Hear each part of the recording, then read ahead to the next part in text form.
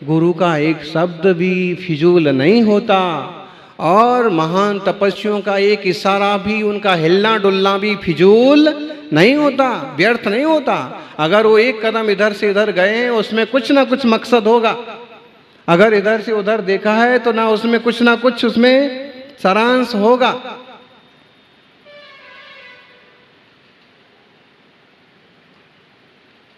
जो जितना निखरा हुआ व्यक्तित्व होता है, उतना ज़्यादा सावधान होता है, उतना ज़्यादा संबर की भावना वाला होता है। इसलिए आश्रव बंध कराने वाले मन वचन काया की प्रवृत्तियों को वह उतना ज़्यादा कंट्रोल में रखता है। तो अगर गुरुजनों की कोई प्रवृत्ति हो ना, तो समझना उसमें कुछ ना कुछ तो अर्थ होगा। आचार्य महाराज ने आपको यूं किया, श्रावक हैं आप, आपने दर्शन किया और उनने यूं किया, मतलब बिना कहे भी ये देशना हो गई, भाई प्रभु जिनेंद्र का अभिषेक करते हो, अभिषेक किया करो।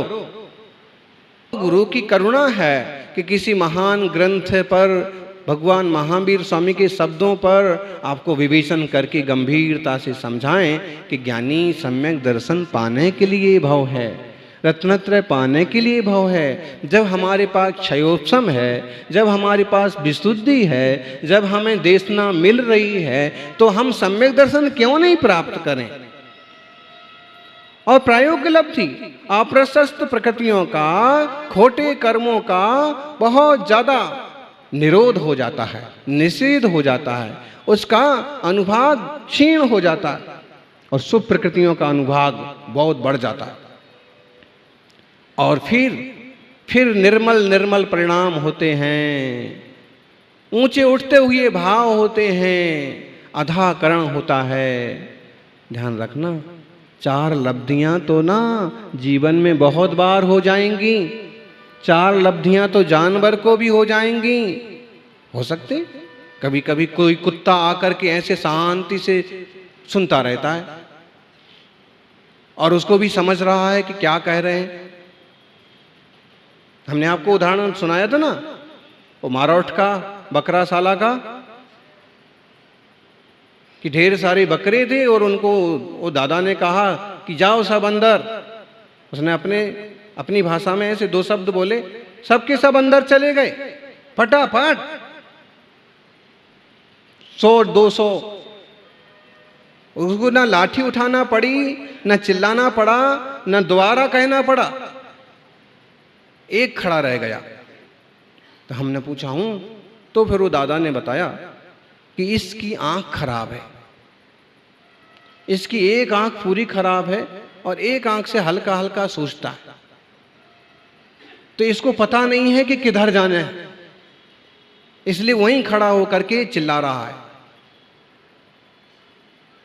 और फिर उनने आवाज लगाई, तो फिर उनकी सिंगल आवाज सुन करके वो उनकी तरफ, मतलब पंचेंद्री संगी पशु, आखिर मिलाना कभी इंसान का चेहरा और बंदर का चेहरा कितना मिलता है। कभी कभी जानवर के चेहरे से अपनी आंखें कान नाक तो बहुत मिलते ही है ना। वह जीव है, संगी है, पंचेंद्रिय है। दोष उसका ये है कि कोई छल कपट के परिणाम किए होंगे और आज त्रियंच पर्याय में आ गया, कोई उसे समझने को तैयार नहीं। लेकिन महावीर स्वामी कहते हैं कि ज्ञानी वह भी सम्यक दर्शन प्राप्त कर सकता है, बस क्षयोपशम लब्धि हो, विशुद्धि लब्धि हो, देशना लब्धि मिल जाए, प्रायोग्य लब्धि हो और करण लब्धि। 4 तो बहुत बार हो जाएंगी, लेकिन जब तक करण लब्धि नहीं होगी तब तक सम्यक दर्शन नहीं होगा। कठिन तो नहीं हो रहा है? हाँ? अरे भाई, संसार की किताबें इतनी कठिन होती हैं, फिर भी आप उनको पढ़ते हो, पार जाने की कोशिश करते हो, सीए एमबीए करते हो, ये तो मोक्ष मार्ग की बात है। थोड़ा तो उपयोग लगाओ, इससे ज्यादा सरल और कुछ नहीं है। लोगों को लगता होगा महाराज जी का जीवन कितना कठिन है, ना कोई माँ बाप है, ना कोई व्यवस्था है, ना कोई रहने का है, ना कोई खाने का है, ना कोई पहनने का है, ना कोई ओढ़ने का है। बड़ा दुखी जीवन है। क्यों जी? सबसे ज्यादा अभावग्रस्त जीवन किसका है? गरीबी रेखा के नीचे और नीचे के भी नीचे, ऐसे। लेकिन इन्हें तो आत्मा के अनंत गुणों का गोदाम प्राप्त हुआ है। लौकिक वस्तुओं का अभाव हो सकता है, लेकिन जो अपना खजाना है उसका पता मिल गया है। सम्यक दर्शन, सम्यक ज्ञान, सम्यक चारित्र। तो यह सम्यक दर्शन जो है यह कैसे होता है? अधाकरण हो, अपूर्वकरण हो, अनिवृत्तिकरण हो। कैसे होगा? बैठो तो, सुनो तो, शांति तो बढ़ाओ। निश्चित रूप से तत्वाभ्यास करते करते स्वरूप संवित्ति होगी और सम्यक दर्शन होगा। फिर हमारा जीव अर्धपुद्गल परावर्तन से ज्यादा संसार में नहीं भटकेगा। हमें सिर्फ यही सीख लेना। इस चतुर्मास में हम बहुत ज्यादा बड़े पंडित जी बने ना बने, बड़े पंडित जी वैसे बहुत हैं जयपुर में, तो अपन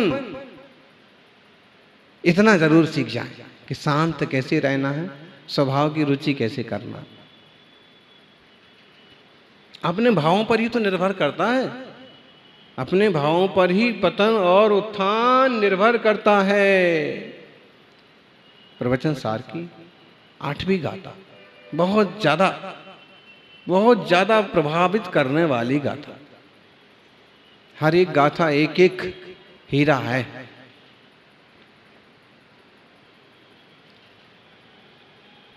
ऐसी बात कह रहे हैं कि आप मतलब प्रैक्टिकल है जीवन का। परिणमति जेन धम दब्बम, परिणमति जेन दब्बम, तत्कालम तमयति पन्नतम, तम्मा धम्म परिणदो, आधा धम्मो मुड़े अब्बो। देखो भाई, आजकल शास्त्र आसानी से उपलब्ध हो रहे हैं। आपके हाथ में भी शास्त्र हो ना, तो आचार्य भगवंत के शब्दों का आनंद आपको भी मिलेगा सीधा। और एक बात है, अब इतना बड़ा शास्त्र लेके भी आने की जरूरत नहीं है। आपकी जेब में जो डब्बा रहता है ना, वो बैठे आपके पीछे मांगी लाल। जब भी स्वाध्याय होता है, किसी के पास शास्त्र हो ना हो, इनके पास जरूर रहता है। कैसे रहता है निकाल के बताना। मोबाइल में अभी शास्त्र भी है। निकालो प्रवचन सार, निकालो 8वीं गाथा। परिणमति जेन दब्बम, तत्कालम तम मयति पन्नतम। जिस समय आत्मा, जिस समय द्रव्य, जिस समय जीव जिस रूप से परिणमित तन्मय होता है, उस समय वह उसी रूप से परिणत होता है। क्या सारांश हुआ? आप लोग इस समय देखें ना, तो एक तरह से अतीन्द्रिय आनंद का किंचित वेदन कर रहे हैं। इस समय देखें तो आपसे बड़ा शुभोपयोगी जीव और कोई दूसरा नहीं है। आपकी आंखें कहाँ लगी हुई हैं? कहाँ लगी हुई हैं? आपकी आंखें मोबाइल की स्क्रीन पर लगी हुई हैं, टीवी की स्क्रीन पर लगी हुई, बीबी के चेहरे पर लगी हुई है? कहां पर लगी हुई आपकी आंखें? आपकी आंखें एकदम सम्मुख मुनि संघ पर, और खासकर जिनका वक्तव्य चल रहा है, व्याख्यान चल रहा है, गुरुदेव पर। और गुरुदेव को देखते हुए भी हम उनका रंग रूप नहीं देख रहे। चेहरा मोहरा देखना तो एक मजबूरी है। वो जिनवाणी के जो शब्द आ रहे हैं, उनको पकड़ने की लालसा में हम ऊपर देखी जा रहे हैं। बराबर? तो आपकी आंखें स्वाध्याय कर रही हैं। आपके कान कहाँ लगे हुए हैं? ऐसे वक्त में मोबाइल की घंटी बजने लगे ना तो उसको भी झटके से फटाफट निकाल करके वो बंद। किसकी घंटी है ये भी आप देखते नहीं है। क्यों? कान हमारे कहाँ लगे हुए हैं? सुनने में। कान स्वाध्याय में लगे हुए हैं। नाक से सांस आ रही है, जा रही है। देखें तो हमें उसमें भी ये कोई राग नहीं है, द्वेष नहीं है कि सुगंध आ रही कि दुगंध आ रही, सहज। और जीभ किस में लगी हुई है? जीभ पर भी हमारा कोई स्वाद का भाव नहीं चल रहा है। देखा जाए तो हम जिनवाणी का ही जैसे स्वाद ले रहे हैं एक तरह का। देखो, बिना मिठाई खाए भी मीठा लगता है। बिना मिठाई खाए किस किस को मीठा लगता है? अच्छा, बिना इमली खाए किस किस के मुंह में पानी आता है? नहीं आता? एक पंडित जी बहुत बोले जा रहे थे, बोले जा रहे थे, बोले जा रहे थे, प्रवचन किए जा रहे थे। अब लोग सोच रहे थे कि अब बंद हो जाए, अब बंद हो जाए। बंद हो ही नहीं रहा था। तभी छोटे छोटे बच्चे ना इमली खाते हैं, ये खाते, वो खाते। उसने समझा दादा की परेशानी को कि चाहते कि अब बस 2 घंटे बहुत हो गया, अब बंद हो जाए। उसने कहा दादाजी क्या? बोले प्रवचन पूरा हो फिर चलें। वो कहता बार बार घर चलो, प्रवचन पूरा। उसने क्या किया, अपने जेब में से इमली निकाली, इमली निकाली और बिल्कुल पंडित जी के सामने करके इमली यूं दिखाता। 1-2 बार थोड़ी झुंझलाहट भी हुई कि बच्चा क्या करता है, लेकिन वो इमली देख करके क्या होता है? हैं? क्या होता है? बोलो। नहीं बोलते कोई भी। इमली नहीं खाई आप लोगों ने? हैं?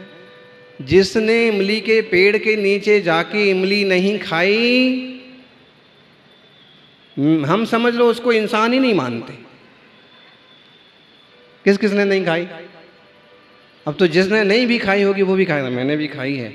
अरे वो अलग ही होता है वातावरण। 2-4 बच्चे होते हैं, दोस्त होते हैं, यूँ पत्थर फेंकेंगे, यूँ वहाँ से बीनेंगे, वहाँ से बीनेंगे और फिर इधर से कूदेंगे, उधर से कूदेंगे। तब तक या तो खेत वाला चिल्लाता हुआ आएगा या घर से दादी नानी चिल्लाती हुई आएगी, तो इधर से उधर भागेंगे। किसने नहीं खाई इमली? सबने खाई। इमली का नाम लेते ही मुंह में पानी आता है। ज्ञानी इमली को देखने से, इमली का नाम लेने से मुंह में पानी आता है, तो सम्यक दृष्टि मुनि राजों को देखने से मोक्ष मार्ग की प्यास पैदा कैसे नहीं होगी? जब किसी को आत्म ध्यान में डूबे हुए देखेंगे तो हमें क्यों नहीं होगी पिपासा? क्यों नहीं हमारे मुंह में पानी आएगा कि हम भी ऐसे बने? और इमली के पेड़ के नीचे जाके इमली खाने का आनंद ही अलग होता है। ऐसे ही ये धर्म ध्यान, आत्मज्ञान, मोक्ष मार्ग का रत्नत्रय का वृक्ष है मुनि संघ। इसके नीचे आके धर्मामृत का पान करने का आनंद ही अलग होता है। ऑनलाइन इमली खाएंगे उसका उतना मजा नहीं आएगा, आनंद नहीं आएगा।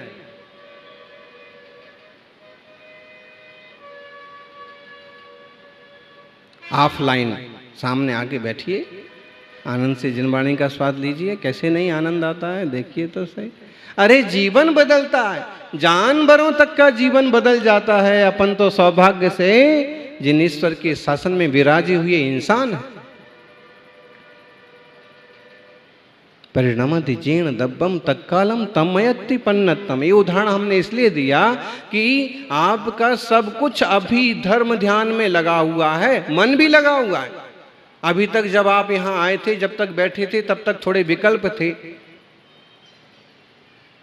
कोई विकल्प था, आज ये काम निपटा लेना है, आज वो काम कर देना है, अब इससे मिलते हुए चले जाना है, इनका मंदिर का कुछ बाकी है वो चुकाते चले जाना है, बोली ली थी वो दे के चले जाना है, आज पात प्रक्षालन की बोरी जरूर लेना है। ये वो कुछ ना कुछ छोटे मोटे थे।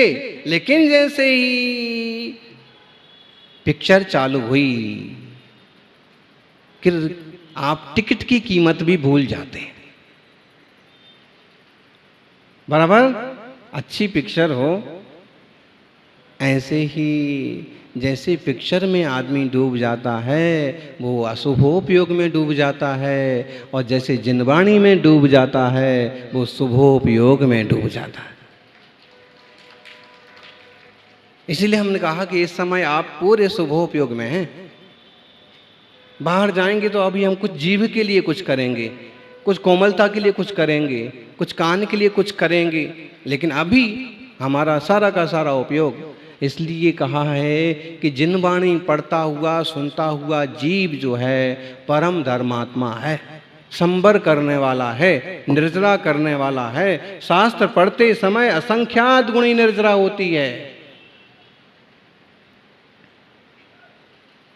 इससे एक बात समझ में आ गई। दूसरा हमने जो उदाहरण दिया इमली वाला, वो इसलिए दिया कि आप यूं बैठे थे, ठीक ठाक बैठे थे, आपका उपयोग ठीक चल रहा था कि हम प्रवचन कर रहे हैं या हम प्रवचन सुन रहे हैं, लेकिन बच्चे ने जैसे ही इमली दिखाई तो उपयोग चेंज हो गया और अचानक से मुंह में पानी बनने लगा। अब इमली बहुत अच्छी होती है, ये आने लगा मन में। जीभ कहती है इमली आज तो खाना है, चलता है। जैसे जैसे माहौल में, जैसे परिणाम में द्रव्य रहता है उससे वह तन्मय हो जाता है, और जिससे तन्मय होता है वह वैसा ही कहलाता है। आप अभी शुभ से तन्मय हैं इसलिए आप शुभोपयोगी हैं, और अशुभ से तन्मय हो जाएंगे, विषय कसाय से तन्मय हो जाएंगे तो अशुभोपयोगी हो जाएंगे, और शुभ और अशुभ से ऊपर उठ गए तो आत्मा शुद्धोपयोगी हो जाएगा। हमें क्या होना है? कम से कम शुभ का तो आलंबन बना रहे। 23 घंटे जैसे जाते जाओ, लेकिन 1 घंटा तो हमारा ध्यान रखना। एक बार स्नान कर लेते हैं ना तो 3-4 घंटे तक, फिर 8-10 घंटे तक गर्मी नहीं लगती है, पसीना नहीं लगता है, बैड फील नहीं होता है। एक बार नहा लेते हैं तो 24 घंटे तक भी ताजगी बनी रहती है। 1 घंटे स्वाध्याय में प्रवचन में हाजिर हो जाते हैं तो 24 घंटे तक उपयोग की सही दिशा बनी रहती है। ऐसे मंगलमय धर्म लाभ जरूर लीजिएगा और अपने परिणाम को ठीक रखना, क्योंकि जिस रूप से द्रव्य परिणमित होता है तत्काल उसी से तन्मय होता है, और धर्म से परिणत हैं हम तो धर्मात्मा हैं, आत्मा धर्म है, ऐसा जानना। यह धर्ममय प्रवृत्ति बनी रहे और हमारा आत्मा प्रभु जिनेश्वर महावीर स्वामी वाली दशा को उपलब्ध हो। जय बोलिए 24 तीर्थंकर भगवान की।